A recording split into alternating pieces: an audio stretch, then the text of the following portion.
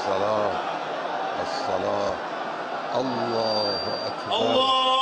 الله أكبر. لا إله إلا الله وحده لا شريك له إلها واحدا أحدا صمدا لم يتخذ صاحبة ولا ولدا وأشهد أن محمدا عبده ورسوله أرسله بالهدى ودين الحق ليظهره على الدين كله ولو كره الكافرون.